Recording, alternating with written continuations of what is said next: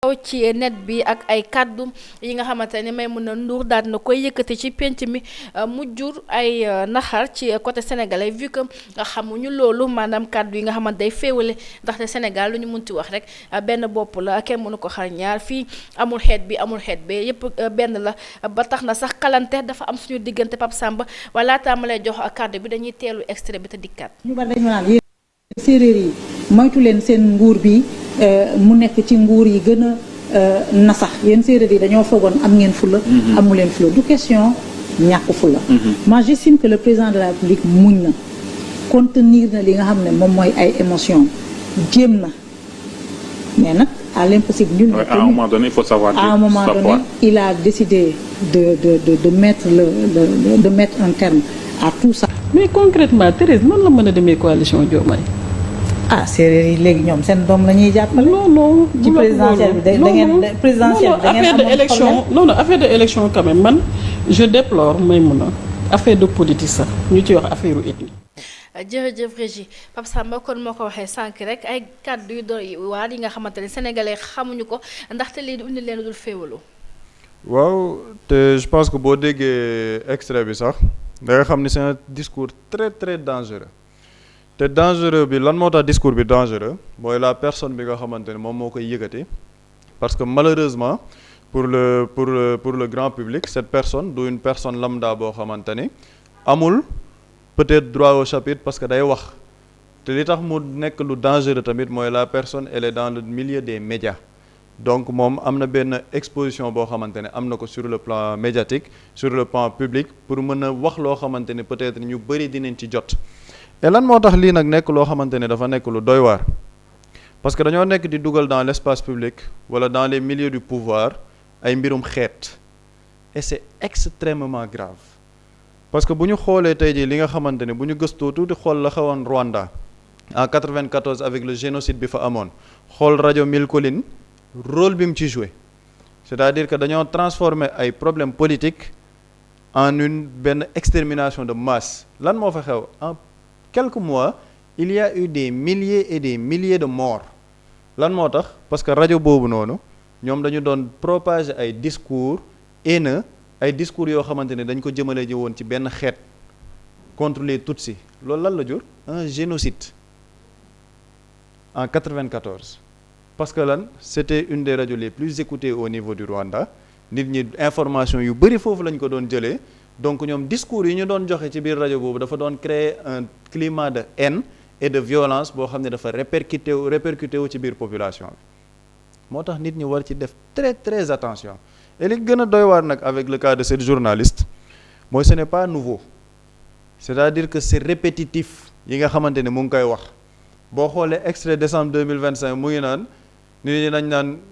séeréer yi seen nguur gi dañeen cee xaw a ñàkk fayda waaw mais du ñàkk fayda sax loolu mooy en fait séeréer yi dañoo war a dajaloo pour xeexal ki nga xamante ne moom mooy le président de la République bi muy ñëwaat fii beneen extrait bi di waxaat ak leneen mais c'est-à-dire que gis nga dans ce pays Sénégal historiquement on a eu un président de la République d'origine sérère d'origine mu nekk catholique jiite un pays majoritairement musulman Léopold Sédar Senghor am ay relations yu huilées avec les cercles maraboutiques notamment Touba ba régime bii ñëwee le premier ministre de l'intérieur bi nga xamante ni peut-être les événements religieux yu bëri ñoom ñoo koy organiser le ministère de l'intérieur Jean-Baptiste Tine la il n'est pas musulman et pourtant gis nañ liggéey bu am solo bi nga xamante ne defoon na ko ci donc quelle est la nécessité pour des hommes de médias di génn di tenir ce genre de discours et ce qui est extrêmement grave mooy c'est une personne on a l'impression boo xamante ne intouchable dans ce pays lu ko neex wax lu ko neex def ku ko neex menacé doo gis communiqué wu CORED doo gis communiqué wu CNRA doo gis kenn ku ci wax ce sont les Sénégalais ñoom ñooy génn di ko ñaawlu mais loolu c'est un problème par rapport au secteur xam nga ñun chaque jour bu ñuy toog fii di casse média mais yu mel nii moo tax nit ñi di casse média parce que les personnes qui en parlent nit ki ñuy wax ni ce n'est pas une référence c'est-à-dire que bu ñuy wax journalistiquement du référence mënoo ko jàpp nga ne kii c'est une référence sur le plan professionnel mënoo jàng ci moom dara boo waxee sax di nga dugg ci peut-être dans un jugement personnel mais c'est-à-dire que le niveau n'y est pas le niveau n'y est pas yow déjà on accepte le manque de niveau maanaam les gens le digèrent malgré eux parce que malheureusement on est dans une démocratie ku nekk mën nga génn wax les gens acceptent le manque de niveau ñi ko mënul muñ duñ la seetaan mais nag bu fekkee ne dañ lay seetaan nag ngay dugg ci beneen fànn c'est extrêmement grave et pourquoi cette personne elle est dangereuse parce que moom dañ ko utiliser pour di xamba ay mbir 2024 fii la ñu fekk fàttewuñ ko son agression là bañ ciy wax agression bi da nga ciy déggati dara il faut que les gens remontent un peu dossier agression comment ça a été politisé président Macky Sall def tweet ne ñu ngi ñaawlu ces attaques là dañuy défendre la liberté de la presse nga gis le balai des hommes politiques dem ne dañ koy seeti ji ñëpp xam nañ attaques yi fu mu jóge parce que lan la ñu bëggoon wax loo opinion bi ni waa Pastef ñoo ko attaqué ñoom ñoo ko agressé parce que dañ ko bëgg noppiloo parce que bu ñu remonter les émissions antérieures bi mu doon def ak Cheikh Yérim Seck mu ngi naan ko gars yi dañoo yore liste yow waajalal parce que gars yi am na ñoo xamante ne ñu ngi leen bëgg noppiloo ñu teg ci diir ñu ne dañ ko agressé dañ ko jam ñu politiser ko nag nga gis fu nekk gars yi def journée sax ne dañuy def journée de soutien à Maïmouna Ndour Faye voilà la personne en question et aujourd'hui on est en 2026 dossier boobu déggatoo ci dara malgré politisation bi ci am yépp malgré liñ ci bëggoon a orienter l'opinion déggatoo ci dara et c'est la même personne en 2026 moom mooy ñëw di mën a interviewer benn fugitif boo xamante ne mu ngi am dossier judiciaire mais pourtant daf koy interviewer boo waxee mu ne la suñu liggéey la ñuy def c'est la même personne qui peut dans son antenne menacer le ministre de l'Intérieur waaw moom dafa radical léegi waaye ñun kenn mënuñoo noppiloo nangam sangam c'est la même personne qui menace la ministre de la justice Yacine Fall ne yow la ñuy def loo sale boulot yi nangam sangam waaye bu dee moom nee nañ c'est une dame de fer de quoi yoral tuuti xolu jigéen misogyne et c'est la même personne aujourd'hui moom mooy ñëwaat di def un discours ethniciste donc cette même personne bi def lii nii yëpp elle est dans ce pays CNRA musul génnee communiqué te pourtant CNRA génnee na communiqué di artu nee nañ Cheikh Bara Ndiaye parce que yaay li muy wax président de la République ça heurte les personnes neexul nit ñi donc CNRA ñoom ils sont plus prompts à défendre le président de la République qu'à protéger notre unité nationale parce que lii c'est une question d'unité nationale mbirum xeetuk séeréer lu ko fi dugal lan moo ko fi dugal et même culturellement en 2024 lan moo tax Sénégalais yépp ne woon dañoo ànd ci le tandem Diomaye Sonko ce brassage culturel li ñuy wax séeréer yi joolaay avec les sons sax yi ñu génnee woon mais loolu nit ñi rafetlu ko aujourd'hui on a une personne boo xamante ne mu ngi ci biir média yi c'est elle qui va entretenir ce discours là waaw séeréer yi dañoo war a jàppale seen doom le Sénégal n'est pas composé que de séeréer et bu mu tooñ séeréer yi ñoom xalaate wuñ ni c'est-à-dire que les gens sont dignes aujourd'hui au Sénégal ñun stabilité bi ñu am sax xëy na ñun jàmm ji ñu am li ñu ko may mooy on a plusieurs ethnies mais qui vivent en parfaite harmonie nekk ci jàmm di kalante di tooñante di demalante ñun Sénégal loolu la ñu xam et ce genre de personne là li ci gën a doy waar mooy discours bi nit ñi dañ koy jël à la légère jàppee ko loo xamante ne garaawul sénégalais yi ñoo ci case après on passe à autre chose mais la personne elle n'est pas inquiétée mooy li ma wax CNRA duñ communiquer et pourtant CNRA yu mel nii la ñu war a génn artu el modus operandi bi xam nga lan la na rek polémique bi am na après day demaat ci télé moom soit ci émission bi muy def mooy MNF wala mu jàkkaarloog journaliste am ba xaw ma nu mu tudd Mamadou xaw ma Awa Ndiaye mu invité ko moom mooy nekk invité bi mu invité boppam profiter ci affaire bi wax tuuti ci politique wax ci actualité naan waaw ñun kenn duñu xoqatal gis nañ campagne bi nga xamante ne ñu ngi koy def ci ñun mais ñun voilà on est pour la liberté de la presse liberté d'expression loolu mooy modus operandi bi wax say tojaanga ba pare dem invité sa bopp ne yow kenn du la xoqatal kenn du la tooñ du question xoqatal c'est parce que tu es irresponsable li ñuy def c'est de l'irresponsabilité média defal li nga bëgg a def yow sax bu fekkee da nga bëgg a faral amul problème bu la neexee nga far c'est ton choix kenn du la ku mu neex far mais am na yenn discours yoo xam ne bul ko yóbbu ci pénc mi bul ko yóbbu ci public bi parce que am na impact bu mu mën a am na ñenn ñoo xamante ne amuñ le sens du discernement mën nañ jël discours boobu jàppee ne non discours bi discours dëgg la léegi après répercussions yi muy am kan moo ciy souffrir ce n'est pas tous les Sénégalais sénégalais yépp ñoom ñooy dund après toogaat naan lii mënoon nañ ci teel a jóg et ce genre de discours dañ ci war a teel a jóg. moo tax man li may wax tout le temps un état radical gis nga réew boo ko bëggee defar boo ko bëggee jubbanti li ñuy wax ni ay liberté d'expression liberté de la presse liberté d'opinion ça ce n'est pas une liberté d'opinion du liberté d'expression et la liberté d'expression même en tant que telle elle est strictement encadrée et définie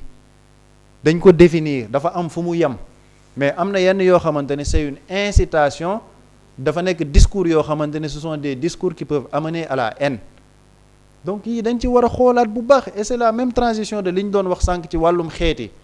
mooy homme politique yoo xam ne dañuy utiliser yeneen xeet pour ñëw construire un discours politique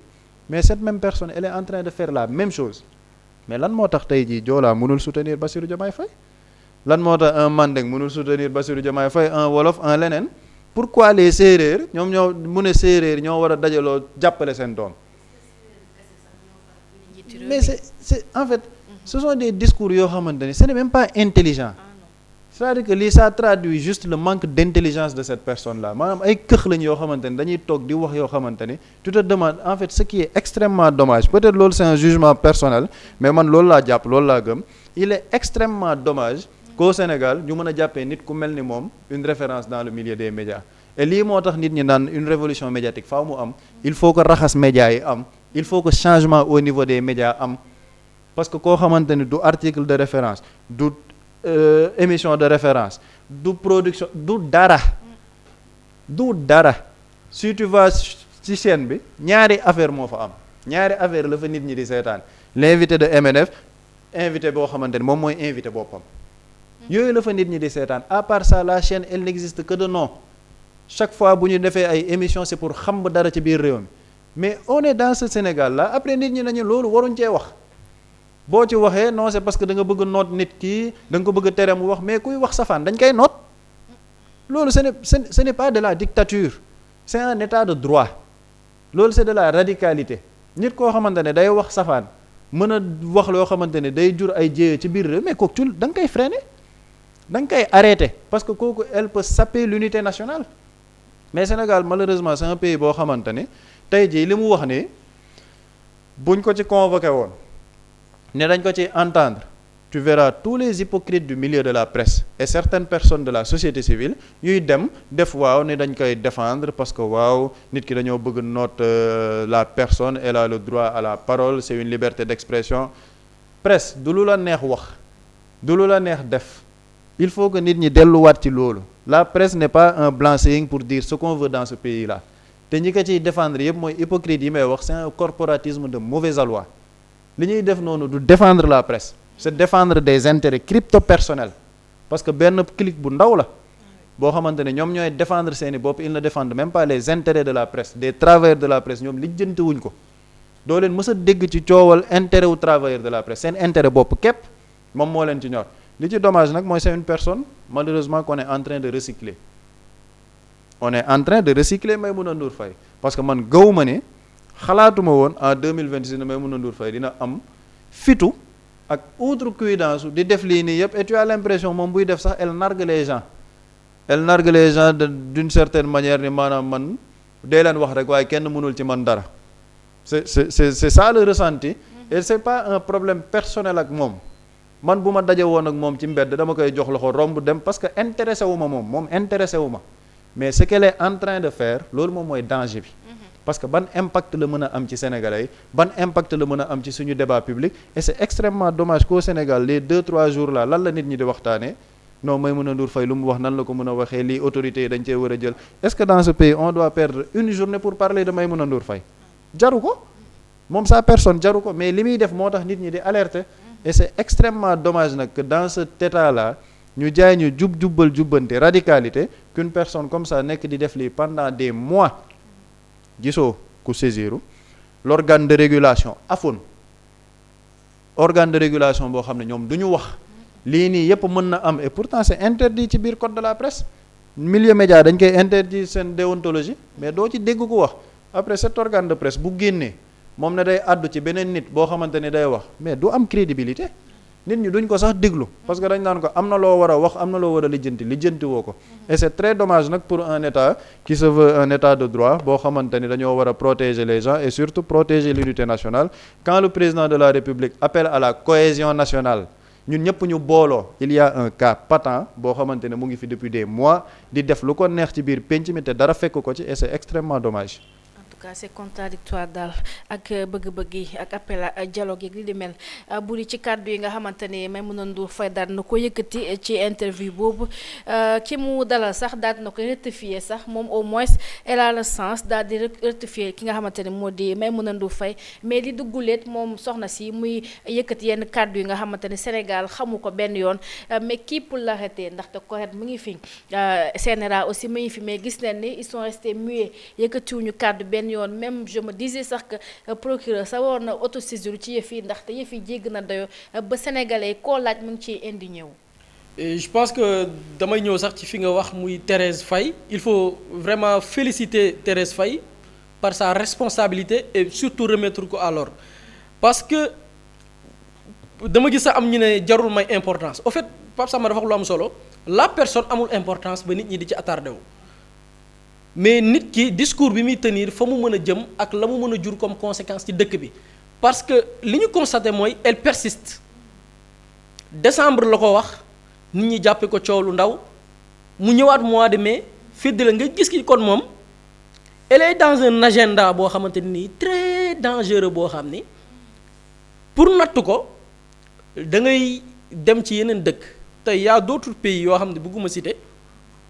dañu jël ethniciser li nga xam ne mooy politique xam nga lan moo ci dangereux et pourquoi on en parle da nga jël exemple gis nga nit lu la dalagul da nga koy natt ci yeneen dëkk yi mu dal am ci expérience ak les conséquences yi mu am seen dëkk boo demee yeneen dëkk le fait que ñu jël un politique mandargalee ko xeet li mu am comme conséquence mooy ethnie bu nekk dafa am sa politicien booy votel sa politicien boobu ngay votel bu xeet boobu noonu tànnee seen candidat ñu nekk fa majorité kooku nekk président boobu noonu jàpp na ni ethnie bii dañ maa contre donc ci pouvoir bi ñu ko dénk daf koy jël di ko nootee beneen ethnie c'est-à-dire boo jëlee yeneen dëkk ñoom foofu lañ toll c'est-à-dire ethnicisation de l'espace public lii la am comme conséquence benn xeet moo fay nekk majorité ku ci nekk di votel ka nga bokkal xeet majorité bi bu ñu jotee le pouvoir utiliser ci pouvoir boobu noonu ne ñun de bi ñu jot ethnie yële ñoo ñu xeex di utiliser pouvoir boobu di ko nootee yeneen xeet di buuma ko buumi di persécuter y a d'autres pays le président en exercice se disant que ethnie bële dañ maa contre dañuy persécuter yeneen ethnie di leen rey moo tax ma ne boo bëggee natt conséquence lii li mu mën a jur suñu réew da nga koy natt ci yeneen dëkk pour mën a wax ñii fan lañ bëgg a yóbbu réew mi et puis qui parle wala sax balaa mooy ñëw ci qui parle Pape Samba dafa souligner affaire bu am solo muy le code de la presse pourtant bañ yu mel noonu suñu dëkk moo tax code de la presse artu ci mbir yu ni mel code de la presse dafa ni article 18 et je pense que vous avez interpellé CNRA on attend ils doivent parler ces organes parce que pourquoi ñuy wax mooy texte yi nga xam ne dañ ko voté adopté ko à l'Assemblée nationale depuis 2017 su ma juumul boo demee ci article 18 bu code de la presse moo ne le journaliste et le technicien des médias doivent respecter la dignité humaine yow journaliste bi kay yëngu ci wàllu xarala da nga war a sàmmonteeg warumawu doomi aadama yamu ci ñu ne éviter toute allusion par le texte l'image et le son à l'appartenance ethnique ou nationale d'une personne moytu di jibal moo xam ci mbind ci nataal lu ñu mën a gis ci son lu ñu mën a dégg ngay faire allusion di junju ab question di ko aborder di ci junju biirum xeet waaye yamul ci xeet sax di ko dàkkantele wàllum dëkkuwaay maanaam nit ki def na njombe bi wala nit ki war nañ ko jàppale parce que zone bii la dëkk wala xeet bii la dëkk c'est-à-dire lii code de la presse xam nga code de la presse lan la ci bañ mooy exemple yi ma lim sànq tamit xew dans d'autres pays et ce qui est plus dangereux mooy buy xew ci l'espace politique buñ ci dugalee mbiru xeet mooy musiba am na et da ngay gis ne ndaw si elle persiste elle est dans son agenda parce que agenda am xam nga lan la xaw ma lu tax mu koy def de ba tey maa ngi seet man maa ngi wër ban lien la am ak tey la mouvance présidentielle. beneen élément daal bu mu ci gis naa ni ci mouvance présidentielle bi ñuy organiser seen meeting président elle a collaboré avec eux ou bien la mouvance elle a collaboré avec cette coalition là loolu laa ci amagum mais bu dee ni dafa nekk ci mission il faut savoir que moom dafa c'est-à-dire que doful màndiwul jinne jàpp li mu def moo ko tay d'inciter benn quelconque personne pour mu dem rejoindre ab coalition est-ce que c'est à elle de le faire aussi. xam nga nit ki bu fekkee ni da ngay wut ay privilèges parce que moom dama ko déggu ci benn interview mu ne pouvoir bi bu bëggee nguuru Bassirou Diomaye Faye bu bëggee matale li mu bëgg ci réew mi foog mu collaborer ak ñun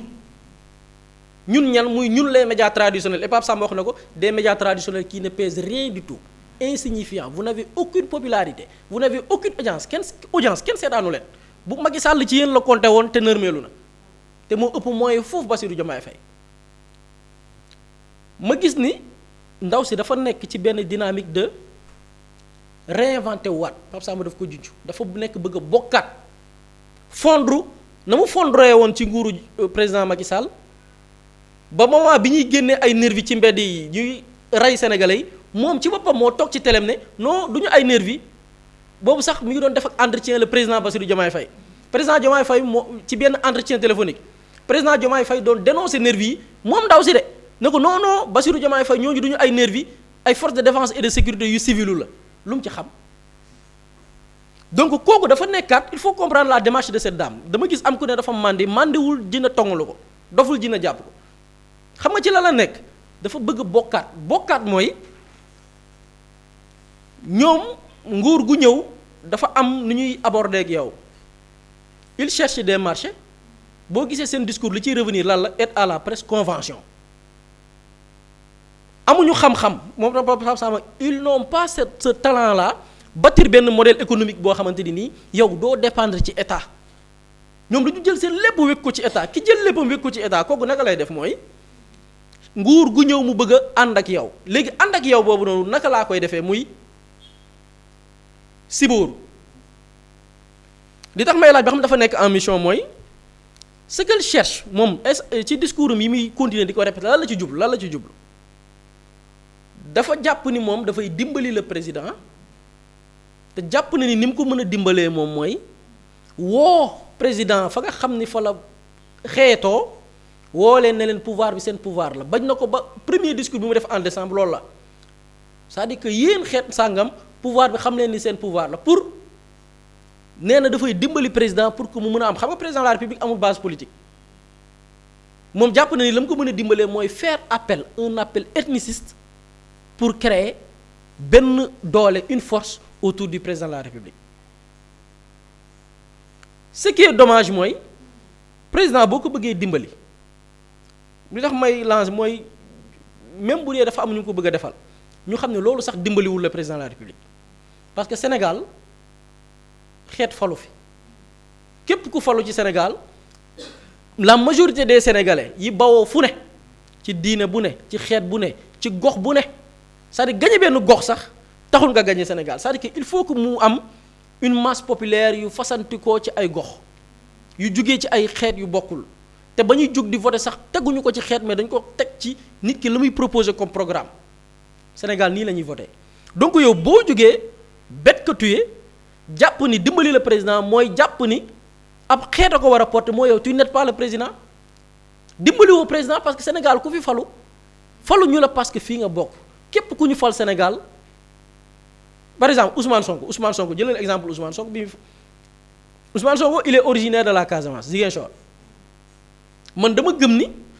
doole Ousmane Sonko dëgg-dëgg sax Touba la ëppee ca Bawol yee ko gën a gëm kon ça veut dire quoi Sénégal nit ñi faluñu parce que ndiw fii la bokk wala fii la féetee et puis dofe mënul weesu nga jàpp ne en 2026 les Sénégalais dañuy voter selon kii ethnie bii la bokk selon kii zone bii la bokk selon kii confrérie bii la bokk Sénégalais yi foog nga nekk nit ku bet pour xalaatee ni sénégalais ñoom ñi ngi ci niveau boobu dépassé nañ foofu mais problème bi xam nga la moo tax discours bi dangereux mooy ñëpp yemuñu xel tey yow capacité bi ngay am ba yow doo choisir nit parce que fii la bokk am na ci ñoo xamante nii dañ ko gëm am na ñu ko gëm de am na ñoo xam dañ ko gëm léegi nag kalaasam gi genre yooyu la ñuy jéem a xëcc moo tax elle est très dangereuse elle fait partie des personnes les plus dangereuses de ce pays cette dame il faut oser le dire malheureusement au Sénégal surtout dans le domaine des médias il y a une certaine fumisterie bu fi am boo xamante ni du ñu wax nit ñi dëgg wala woy parce que et puis sax tu représentes rien du tout gars yi dañ fay nekk di raayal kii il faut que les gens osent dire la vérité elle est à l'aise xool cette dame man dama gëm ni elle fait partie des personnes les plus dangereuses de ce pays elle est très dangereuse Pape Samba dafa souligner benn cas bi fi amoon muy agression bi mu defoon mais agression boobu nañ ko leeral moom ci wàllu boppam na dem porter plainte pour que dossier boobu ñu eggali ko na dem la moo tax boobaa léegi kenn dégg ko mu waxati ci loolu et man fii laa koy demander peut-être dina ci jot parce que Sénégal gars yi dañuy dagg di envoyer ay vidéo WhatsApp na dem demander sama agression ba woon nañ enquête ci kan moo ko def na dem def ko lan moo tax waxatu ko ba tey enquête boobu ban période la tombeel enquête boobu dafa tombeel période bi ñuy libérer les ex-détenus politiques bi ñu libérer les ex-détenus politiques mu invité Ismaïla Madior Fall ne ko woy monsieur le ministre yéen ñi ngeen libéré xëy libéré leen mais ñii c'est des criminels te jugement amul présomption d'innocence pourtant ñoom tey ñi ngi jàppale des délinquants financiers approuvés attestés par des rapports ñu leen di jàppale di ko layalee lan présomption d'innocence tant que atte wuñ ko présomption d'innocence te pourtant des gens yu ñu jàpp tëj leen kaso mandat de dépôt atte guñ leen am présomption d'innocence boobu noonu au même titre que tey ñoom ñi ñuy défendre bi leen di libérer moom dafa toog ci télé ne ñii c'est des criminels te ñooñu demaguñ sax instruction seen dossier mi ngi en instruction doyen des juges dégloogu leen sax ci fond wala cabinet d'instruction bi gérer seen dossier dégloogu leen ci fond wu dossier bi parce que kuñ ci dégloo leen lay bàyyi mu def cette sortie bi mu defee cette sortie quelques jours après ñu ne dañ ko agressé bi ñu ko agressé je me rappelle très bien man gis nga tappalekat yëpp laay topp pour déceler ces profils yi nekk ci média bi di ko gangréner des personnes très dangereuses mu invité Barthélémy Diaz ne woy xoola bu ñu libéré ay nit xoola bëgg a faire bu ñu libéré ay nit yoo xam ni dañ leen tudd ci ay affaires bëgg a def la liaison entre les détenus politiques yi ñu libéré ak son agression comme quoi que le fait que ngeen di libérer les détenus politiques da ngeen di créer benn situation d'insécurité au sein des populations au sein des médias pro Macky Sall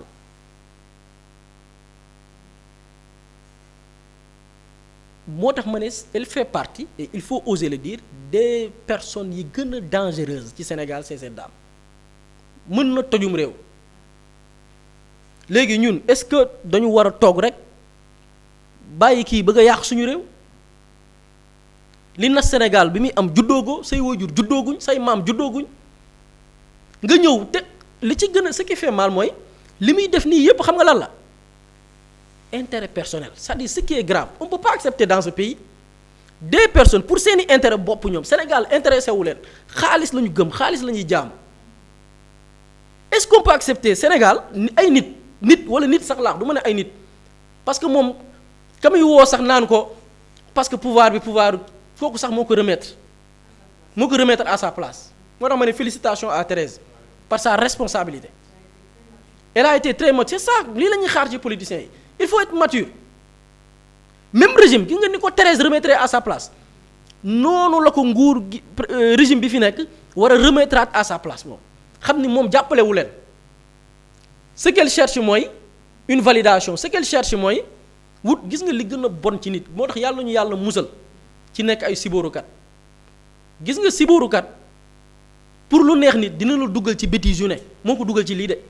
pour lu neex wi naa def loo xam ni peut-être dina plaire au président dinaa def loo xam ni dina ma permettre ma am link chez les premières dames nga gis ni kon moom agenda am dara motiver ko lu dul moom ses intérêts personnels bëgg convention bëgg publicité état lii rek moo ko ci dugal sa propre personne kese nga bëgg a taal réew mi est-ce que les gens vont dinañ toog rek di seetaan moom pour intérêt boppam moom mu yàq dëkk bi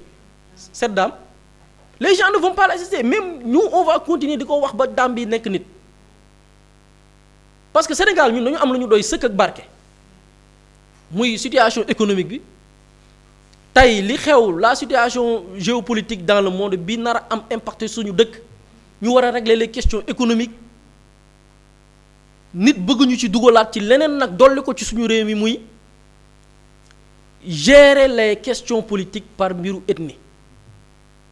te loolu xam nga la moo tax mu dangereux dëkk bu mu mës a dal sopp amul tànk ginnaaw c'est-à-dire dëkk yi mu affecté yëpp xoolal boo fa demee dañ la naan c'est depuis presque 100 ans affaire ba dafay du dañ c'est-à-dire que dëkk bu ñu dem ba mbiru ethnie am fa doole loolu doo c'est-à-dire que dëkk yi mu daleeg yi ko dund jàmm ba des na wala même bu amee jàmm maslaa lay nekk mais ñi ngay bañante seen biir réew ma day yàqu ba faw mais benn nit cundung mën nañ seetaan mu yàq dëkk bi wax naa ko sànq pour moom ay intérêt boppam man je pense que maa ngi xool man ay CNRA je pense que ay CNRA ay correct bu ñu agirewul ci ñii mais dootuñu amati benn légitimité pour remettre à l'ordre benn média et seen il faut que bu ñuy comme ils l'ont fait avec Cheikh Bara Ndiaye bu ñuy génnee communiqué qu'il sorte un communiqué boo xamante nii dañuy citer nommément cette dame mu arrêté li muy def non mu nekk nit parce que ñi ngi wax sax wàllum yoon mais dafa am lu ko jiitu d'abord muy mën nañ la sommer rappel mise en demeure ne le discours bi bëggatuñ ko déggati bu ko tollantee nag mais après pour man beneen palier la ñuy egg mais il faut pas qu'on accepte des personnes comme je l'ai dit pour xaalis pour ay mbiru personnel nekk dans une fumisterie boo xamante ni nii après yow bu loolu amee yow yaa ngi au calme yaa ngi sa jàmm sénégalais yi tey yow dëkk bi ngay yàq nekk yow ci say mbiru bopp quoi et c'est vraiment dommage. En tout cas, il n'y a jamais 203 daal comme ñam na ko ñaari yoon si on l'arrête pas elle va encore persister te li amul benn sens Sénégal moom benn bopp la kenn mënu koo xar ñaar ñu jàll ci li nga xamante ni moo di ñetteel sujet bi rek di dialogue national bi nga xamante ni njiitu réew mi daf ko fas yéene def mu doon sax à 3e journée bi waaye ren dafa soppi xar kanamu yëf ya buri. waaw dañu gis ni dialogue bi xam nga le président de la République. Mously Immo Sénégal moo leen di indil saafara ci jafe-jafe bu ngeen am ci wàllum immobilier yow mi bëgg a jënd kër yow mi bëgg a tabax wala nga jaay sa terrain jokkool ak waa Mously Immo ku am sa kër bëgg ku la ko terrassel wala nga am sa tool bëgg ku la ko lotisel defal la ko ay terrain Mously Immo Sénégal daf leen koy jàppandal gunge leen ci anam gu mucc ayib ku am sa kër itam te nekkuloo ci biir réew mi bëgg ku la ko toppatool gérer la ko Mously Immo moo ci gën a gaaw gën ci wóor ku bëgg réfectionner tabax wala nga defar plan architecte mën nga jokkoo itam ak waa Mously Immo Sénégal mën ngeen leen a woo ci 77 887 25 13 77 887 25 13 Mously Immo indi saafara ngir jëndum kër tabax jaayum terrain terrasse yi ay tool wala lotissé ko defal leen ko ay terrain loolu lépp Mously Immo moo ci gën a gaaw man ngeen itam abonné ci seen chaîne YouTube Mously Immo Sénégal ngir am yeneeni xabaar yu gën a dëggu wala itam wàllum conseil ci wàllum immobilier fii ci biir réewum Sénégal